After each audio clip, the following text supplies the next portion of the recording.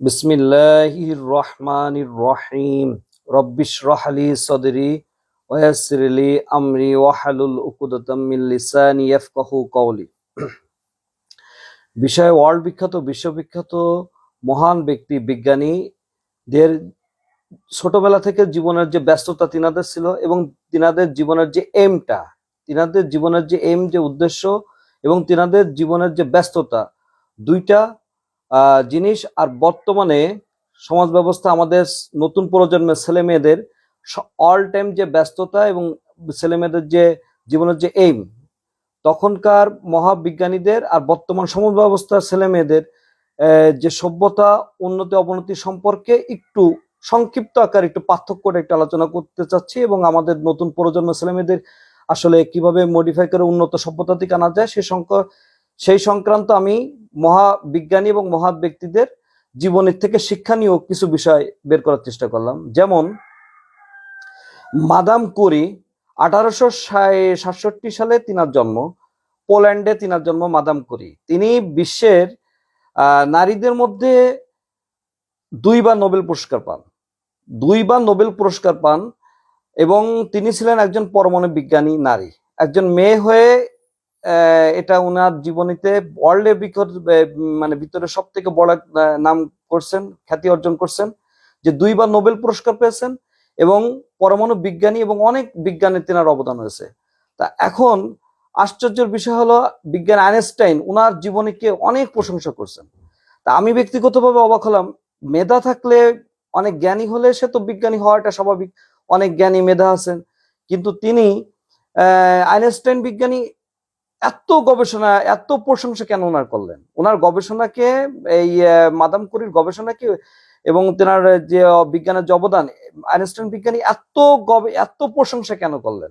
মেধা আছে, তিনি জ্ঞানী মানুষ, তিনি আবিষ্কার করতেই পারেন, একজন বিজ্ঞানী, এটা ঠিক আছে, কিন্তু তিনি এত প্রশংসা কেন করলেন? আমি জীবনীতে দেখলাম যে অনেক বিজ্ঞানীরা অনেক কিছু আবিষ্কার করছেন মেধার জোরে, কিন্তু এই মাদাম কুরি যে নারী বিজ্ঞানী, যে মেয়েটি, ইনি ছোটবেলা থেকে অর্থনৈতিক ফিনান্সিয়াল অবস্থায় এত কষ্টে ছিল, এত দারিদ্রতা ছিল। আমরা যেমন অর্থনৈতিক কষ্ট থাকলে, অর্থনৈতিক একটু অবনতি থাকলে পড়াশোনা ছেড়ে দিই, পড়াশোনা করতে চাই না, যে কাজ করা লাগে, সেই সাথে পড়াশোনাটা হয় না।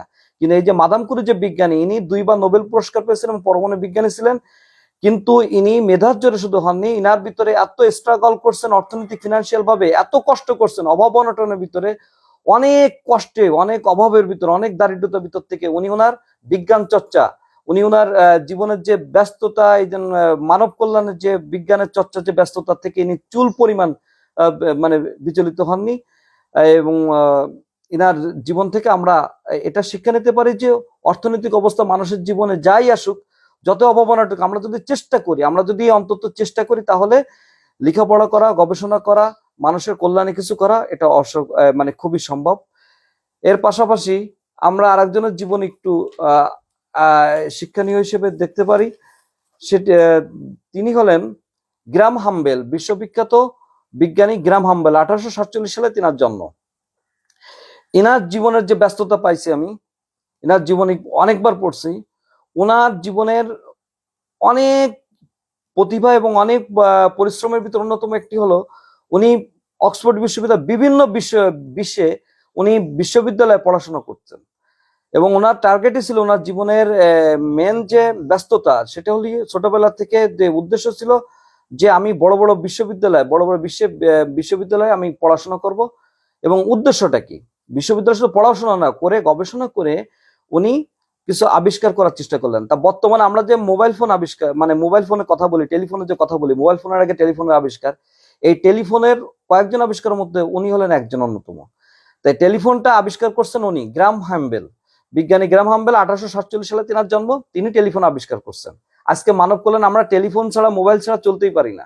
তো উনি ছিলেন অন্যতম, বিশ্বের সর্বপ্রথম গ্রাম হাম্বেল টেলিফোন আবিষ্কারের জনক হিসেবে ধরা হয়। তা ওনার জীবনের ব্যস্ততা ছিলেন বিভিন্ন বিশ্বে যাওয়া এবং বিভিন্ন বিশ্বে যে এই পড়াশুনো, বিশ্ববিদ্যালয়ে পড়াশোনা করা, এবং তিনার জীবনের যে এম, সেটা উনি যেটা চেয়েছেন সাকসেস হয়েছেন। আমি খুব সংক্ষেপে শেষ করার চেষ্টা করছি। বিজ্ঞানী গ্যালিলিওর জীবনের ভিতরে শিক্ষা নিয়ে আমরা পেতে পারি, সমাজ ব্যবস্থা প্রভাবশালী যিনারা ছিলেন, অনেক ধন সম্পদশালী এবং ক্ষমতাশীল যিনা, তিনারা অনেক কুসংস্কারে লিপিবদ্ধ ছিল, অনেক অন্যায় কাজে কুসংস্কারে, কিন্তু উনি ওই সমাজ ব্যবস্থায় গা ভাসিয়ে দেননি।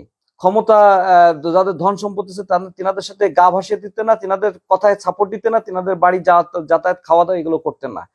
এই গ্যালিলিও বিজ্ঞানী সূর্য এবং চন্দ্র এবং পৃথিবী ঘোরা নিয়ে সত্য তথ্যটা যখন দিলেন, তখন ওই সময় সমাজে যে কুসংস্কার বা সমাজ যাজক যারা তিনরা ওনার বিরুদ্ধে গেলেন। তা উনি অন্যায়ের পক্ষে যাননি, না যে সত্যের পথে থাকার কারণে ওনার জেলেই অনেক নির্যাতিত হতে হয় এবং জেলে তিনার জীবন কাটাতে হয়। কিন্তু কখনো ধন সম্পত্তি টাকা পয়সা চাকচিক্য লোক বিলাসবহুলতা তিনাদের সাথে গা ভাসিয়ে দিনে, তিনাদের সাথে উঠা বসা করেননি, তিনাদের সাথে চা কফি খেননি, সবসময় সত্যের পথে থাকতেন। এবং পরবর্তীতে কোরআনেও দেখা গেছে, বাস্তব বিজ্ঞান প্রমাণে দেখা গেছে গ্যালিলিও বিজ্ঞানে যা বলছেন সেটাই সত্য।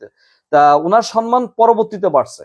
উনি কিন্তু সমাজে উনি অনেক অসম্মান হয়েছেন, মানে অন্যায়ের পক্ষে উনি যাননি এবং উনি জেল খাটা লাগছেন, কিন্তু সমাজের প্রভাবশালী সাথে উনি গা ভাসিয়ে দেননি, কিন্তু ওনার অবদান এখনো স্মৃতি হিসেবে আছে।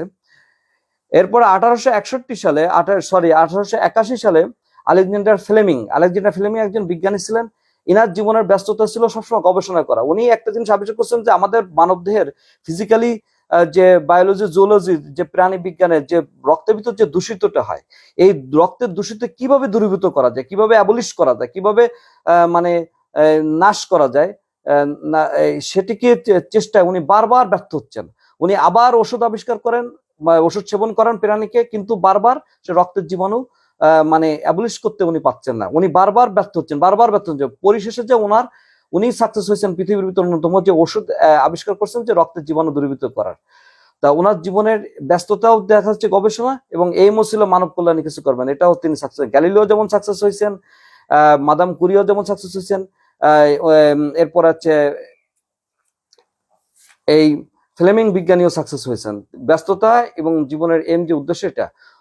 এরপরে আমরা টমাস আলভা এডিসন, যিনি ছোটবেলা থেকে এত দারিদ্র ছিলেন, এত অভাবী ছিলেন, তিনি রেল স্টেশনে ফেরিওয়ালা পেপার বিক্রি করতেন, হকারি কাজ করতেন, এবং খুব অর্থনৈতিক ফিনান্সিয়াল অবস্থা খুবই খারাপ ছিলেন। দেখেন আশ্চর্য বিষয় এটা যে তিনার মতন একজন অভাবী ব্যক্তি, তিনার মতন একজন গরিব ব্যক্তি, যিনি রেল স্টেশনে বিভিন্ন ফুটপাতে তিনি পেপার কালেকশন করতেন এবং পেপার বিক্রি করতেন, একজন হকার ছিলেন, এত দারিদ্র, কিন্তু তিনার জীবনের উদ্দেশ্যটা কি ছিলেন যে আমি স্বল্প ইনকাম করে আমি এটা নিয়ে গবেষণা করব, পড়াশোনা করব।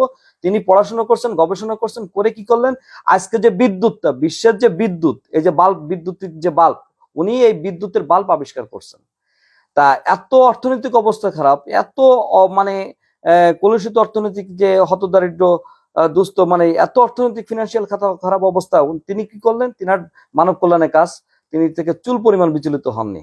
আজকের আমরা যে সেবাটা নিচ্ছি, চাকচিক্য বিল্ডিং এ যারা বসবাস করেন, 5 স্টার হোটেলে, বড় বড় দুবাইয়ের বড় বড় যে 20-30 তলা বিল্ডিং, কুয়েতে, সৌদিতে, আমেরিকা, ইংল্যান্ডে, জার্মানি, আজকে যে লাইট ছাড়া বিদ্যুতে হয় না, এইটা আবিষ্কার করছে টমাস আলভা এডিসন, কিন্তু তিনি ছিলেন একজন দারিদ্র। তা তিনার জীবনের ব্যস্ততা এবং এম আজকে আমাদের উপকার আসছে। পরিশেষে আমি যেটা বলতে চাচ্ছি যে আমরা যদি ধর্মীয় দৃষ্টিতে দেখি, ইসলামিক দৃষ্টিতে যদি আমরা দেখি, যত নবী আসছেন, যারা ওহী পাইছেন, লিখিত কিতাব পাননি, ওহী পাইছেন, তিনাদের কাজ ছিল কি, নবীদের কাজ ছিলেন যে তিনারা মানবের মধ্যে অশান্তি, মারামারি, কাটাকাটি, হানাহানি দূর করতেন, এবং যখন এটা ছিল ব্যস্ততা, কি করে সমাজে কি করে সমাজে মানে শান্তি শৃঙ্খলা আনবেন, সেই সাথে ফরজ কাজগুলো করতেন, এবং যখনই ফ্রি পাতেন তখনই ইদা ফারাক্তা ফানসাব, বিসমিল্লাহির রহমানির রহিম, ইদা ফারাক্তা ফানসাব, তখন আল্লাহর ধ্যানে, কোরআন তেলাওয়াতে, জিকির ফিকিরে কাজে নিযুক্ত থাকতেন।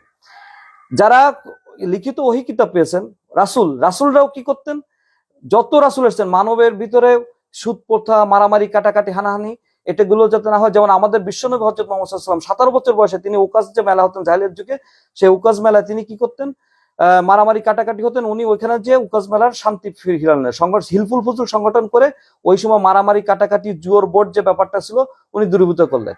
তা আমি বোঝাতে চাচ্ছি নবী রাসূল তিনাদের ব্যস্ততা থাকতেন সমাজে মারামারি কাটাকাটি হানাহানি বৈষম্য এইগুলো যাতে না থাকে, সেই পাশাপাশি যখনই ফরজ কাজের পাশাপাশি যখনই ফ্রি হতেন সাথে সাথে ওনারা আল্লাহর ধ্যানে, আল্লাহর সামনে সিজদা দিতেন, নামাজ পড়তেন, নফল নামাজ পড়তেন, জিকির আজকার করতেন, মুরাকাবা মুশাহাদা, বিভিন্ন ধ্যান, বিভিন্ন ভালো কাজে মানে আল্লাহমুখী হয়ে যেতেন। যারা রাসূলদেরকে দেখছেন তাদেরকে বলা হয় তাবি,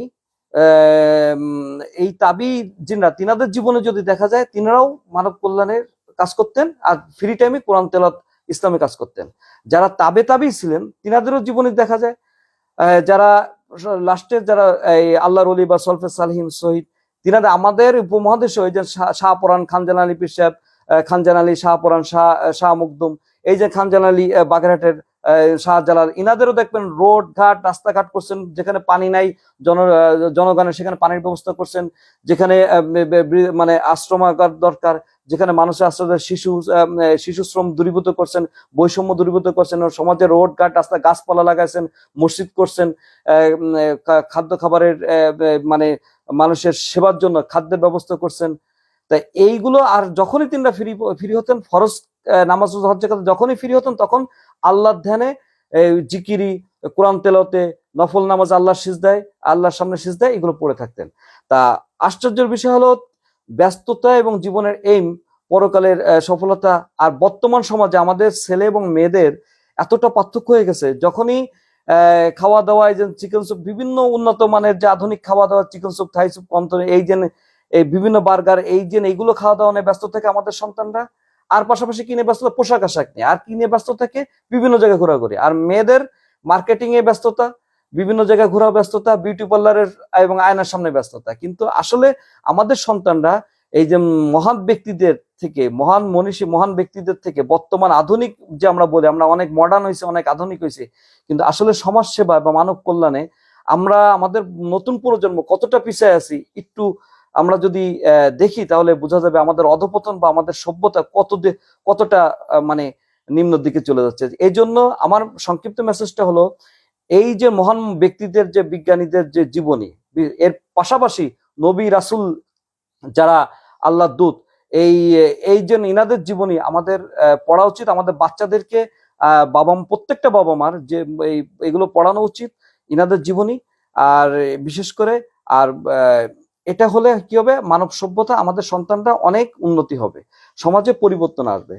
যে আমাদের আজ বাদে আমরা কালকে মারা যাব, মৃত্যু হয়ে যাবে, কিন্তু মৃত্যুর পরে সমাজে আমরা যদি ভালো কিছু করে যাই এবং আল্লাহর জন্য স্রষ্টার জন্য আল্লাহর জন্য যদি আমরা পরকালের জন্য কিছু করে যেতে পারি, ভালো কাজ করে যেতে পারি, তাহলে পরকালও হাসানা হবে, দুনিয়াও আমাদের হাসানা হবে। এটি ছিল আমার সংক্ষিপ্ত আকারে বর্তমান আধুনিক সভ্যতা আমরা কি করে উন্নতি করতে পারি, আমাদের সন্তানদেরকে কি করে উন্নতি আনতে পারি, উন্নত মানসিকতা আনতে পারি, বিজ্ঞানীদের জীবনী থেকে নবী রাসূলদের জীবনী থেকে সাহাবা আজমান জীবনী থেকে আমাদের সন্তানদেরকে যাতে শেখাতে পারি এবং এই জীবনীগুলো আমাদের সন্তানদেরকে যাতে পড়াতে পারি, তাদেরকে উদ্বুদ্ধ করতে পারি। এটি ছিল আমার সংক্ষিপ্ত আকারে আজকের মেসেজ।